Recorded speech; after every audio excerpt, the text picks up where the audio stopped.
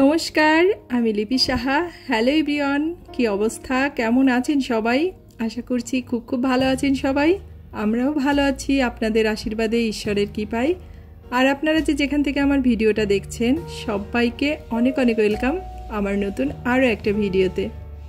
ভাড়া বাসায় ফার্নিচার কেনার ক্ষেত্রে যেসব বিষয়গুলো একটু লক্ষ্য রাখতে হয় তার সামান্য কিছু অভিজ্ঞতার কথা আপনাদের সাথে শেয়ার করব। আশা করছি আপনাদের উপকার হবে।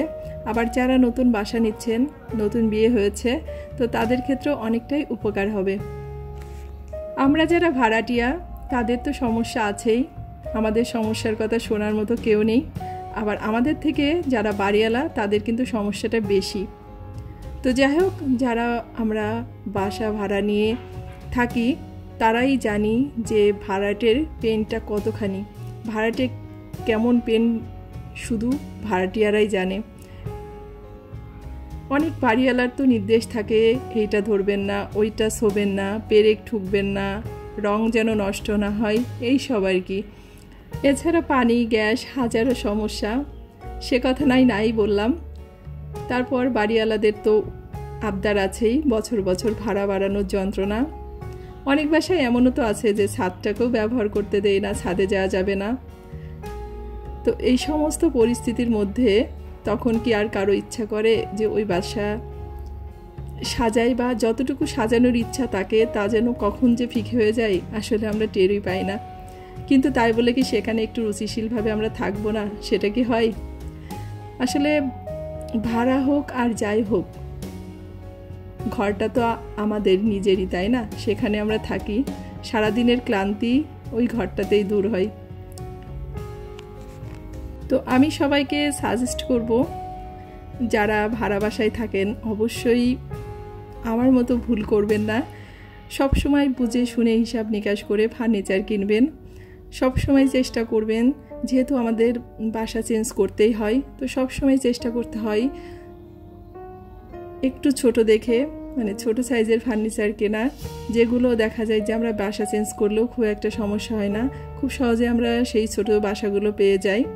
বিশেষ করে মানে এলাকা বুঝে জিনিসপত্র কেনা উচিত। আর আমি তো সাজেস্ট করব, যারা ভাড়া বাসায় থাকেন সেভাবে যতটুকু প্রয়োজন ঠিক ততটুকুই জিনিস কিনবেন, তার থেকে বেশি একটুও কেনা উচিত না। তবে ফার্নিচার কেনার ক্ষেত্রে সবসময় যে টেকসই বা মজবুত ফার্নিচারগুলো আছে তো সেগুলোই সবসময় কেনার চেষ্টা করবেন।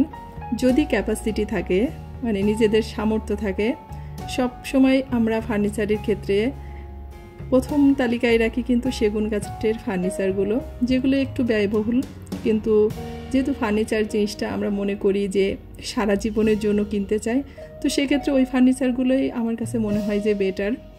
কারণ আমাদের মতো মধ্যবিত্ত ফ্যামিলি বা নিম্নবিত্ত ফ্যামিলিগুলো কিন্তু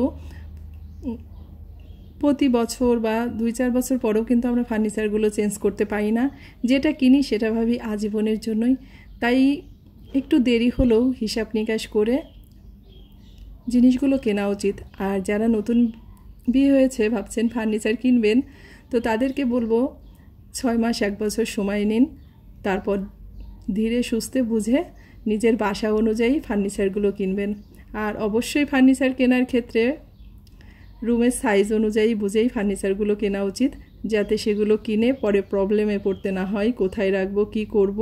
আর সব কিছুর শেষে একটা কথা বলতে চাই, সেটা হচ্ছে আমরা ভাড়াটিয়া আর আমাদের হচ্ছে বাসাটা চেঞ্জ করতে হবে।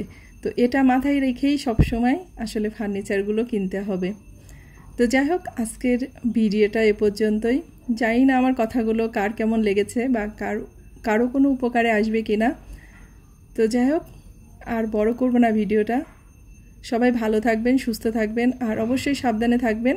আর ভিডিওটার যদি কোথাও ভালো লাগে অবশ্যই লাইক, কমেন্ট, শেয়ার করবেন। ভালো থাকবেন সবাই।